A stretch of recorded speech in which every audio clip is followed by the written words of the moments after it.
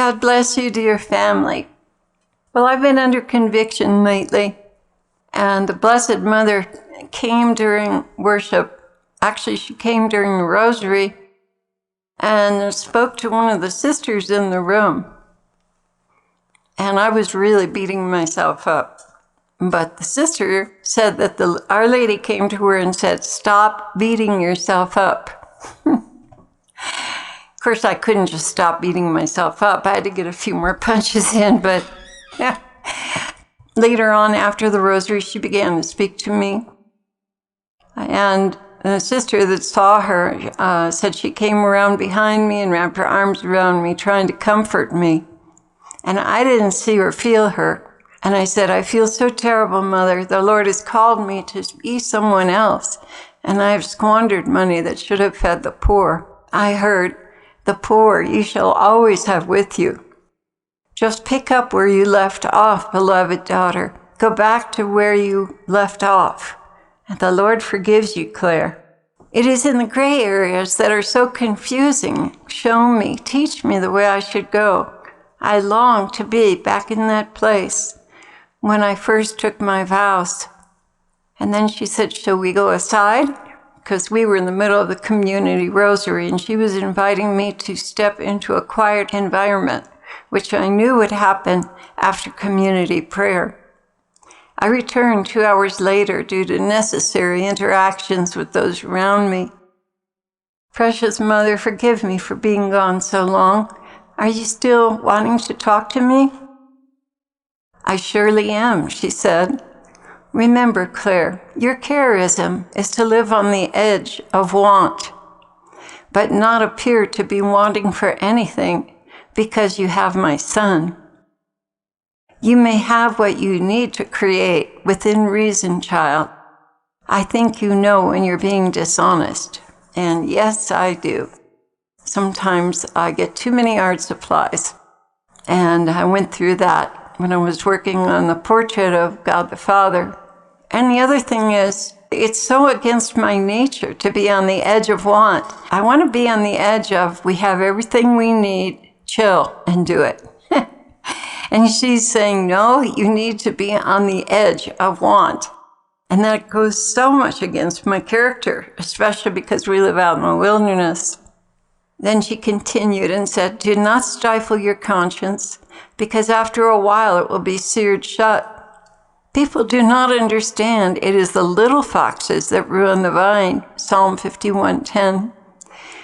This is how Satan gains entrance in your lives, little by little. Were a demon to make a big move, you would be leery and refuse. But in little steps, little gradations over time, he can gain entrance. This is a universal tactic of evil. The secret to stopping that is nipping it in the bud before it blossoms into full-blown avarice. Consider the end result in your mind. Go all the way down the road to see where it ends. For instance, let's say you're shopping for a refrigerator. As you're looking them over, you see one that is very plain, has an adequate freezer and ample shelves, plenty of room, is plain white, and it will work just fine. Then you spot another one, stainless steel, with swivel shelves and drawers, pull-out ice maker and water dispenser, and a freezer on the side with an extra large capacity. This one is almost double the price, but it has all the nice features and is not a big white eyesore. Thank goodness that has not been my soft spot. I would have gotten the white one. But she's trying to demonstrate a point here. Then comes the kitchen appliances, top-of-the-line blender, food processor, and stove with a grill and oven, plus 6 burners, a chef's dream. All you need is a stove with an oven, but this one has lots of nice features. Meanwhile, in Madagascar, children are starving and eating mud to stay alive. They could sure use that extra $1,500 you would spend on a top-of-the-line appliance. You see, it all happens little by little. You see something and you begin to covet it. You reason with yourself that it's needed, and pretty soon you've talked yourself into something extravagant when something simple would have worked just fine. You violate your conscience and it begins to die. The next time you make a decision about something, you have a set standard of getting the best, when common would do nicely. So little by little, your conscience is covered over in scar tissue, and you have no moral compass about these things. Most of the time, Claire, you choose very carefully and keep it simple. You really have done very well in providing for the community what is necessary. But because you are out in the wilderness and concerned about not having what you need when you need it, you tend to over-provide rather than leave yourself open to not having what is needed when it's needed. That also happens with books and art supplies. You have overdone it in the past, and I know you are ashamed, Claire, and I do not want to shame you anymore. But your lapses in Franciscan poverty are a bad example to others. Better to go without than to have too much. Besides that, St. Francis did not like excessive curiosity, books, and learning. He preferred the brothers to serve the lepers rather than delve into the mysteries of the faith. Besides, my son is fully capable of revealing mysteries. Scholars have hungered to know, but without the books and endless research. Charity, compassion, a heart to supply the basic needs of the poor. These are the virtues you should cultivate in the community, not book learning. That can and will become a stumbling block if you don't nip it in the bud. Do you understand, beloved? I do, Mother, and my conscience is smarting right now. We have books we don't need. You also have a few sparse books you do need, and those are acceptable.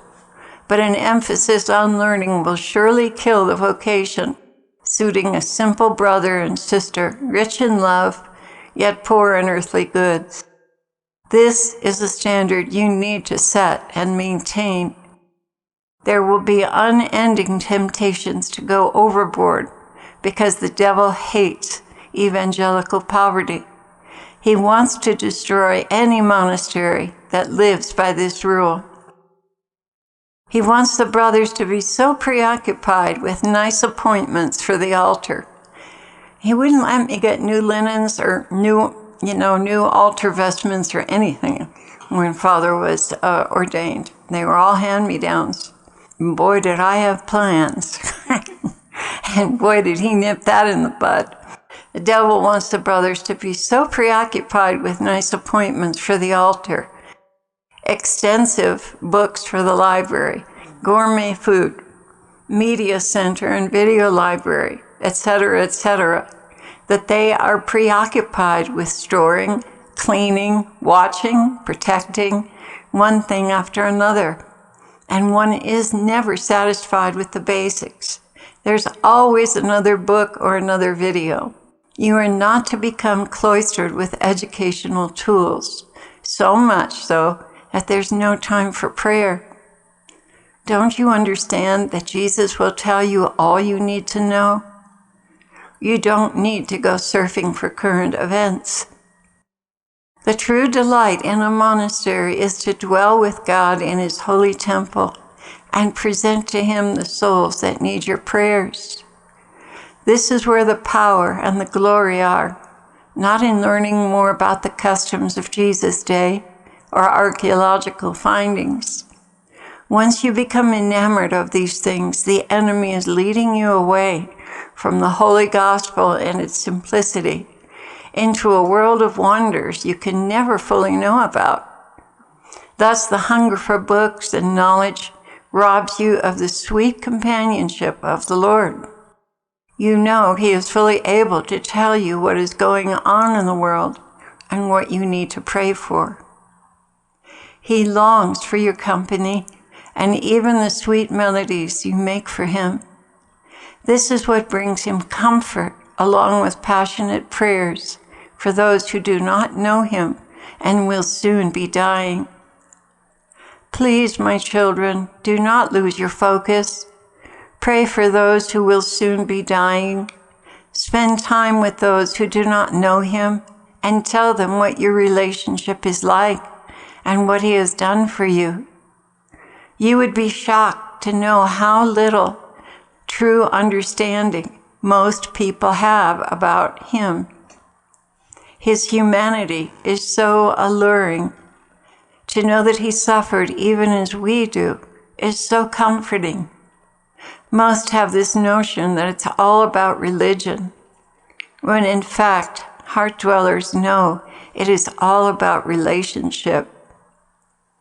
People hunger for authentic love and acceptance just the way they are. They do not want to have to live up to a bunch of rules to know God. As a matter of fact, they have long ago determined that they are far too sinful to approach God. That is heartless legalism, when they are looking for a place to lay their weary heads and be understood and even find help to overcome the problems in their lives. My people, those around you who do not know God as you know him, are languishing. They have written off religion as an impossible discipline in their lives.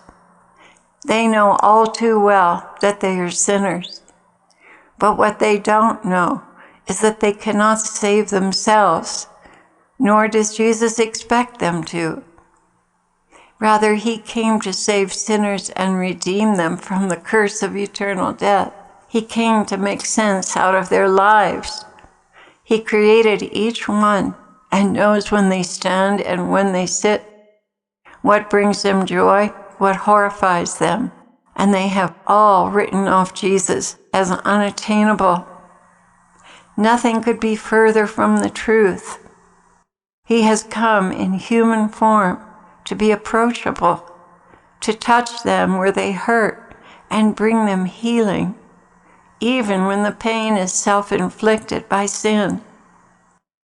Somehow you must reach inside their hearts and make Jesus attainable, unconditional, and always present to hear their pleas, their sorrows, their frustrations, their failures, and their dreams. This is the real Jesus, totally human, totally undiminished deity that created mankind, that knows all about their struggles and cares very personally for them. Please, my people, reach out to those who are suffering and alienated from God by their own presumption that he doesn't want to have anything to do with them. Nothing could be further from the truth. It is beyond their comprehension that Jesus actually longs for them with arms wide open. He actually desires their companionship, their friendship, their worship. He longs for them. This is a truth that very few will accept at face value. Just like you tonight, you could not accept the invitation to listen to the Song of Solomon with him for your rest time because of your feelings of guilt and inadequacy. And this is how most people feel all the time. Mother, how do we do this? You begin by reflecting his love and reaching out to help with their most necessary needs. If you are loving them in your midst, you are reflecting how he treats you, and that will draw them. Love always draws. Condemnation always alienates. It is his kindness that leads to repentance. Romans 2:4. Now I am asking you, children, to take these words to heart and begin to touch those who have shunned religion. We will be with you as you do. The Spirit of the Lord is indeed upon you. Go and set the captives free. It's Luke 4:18. And that was the end of her sweet, sweet message.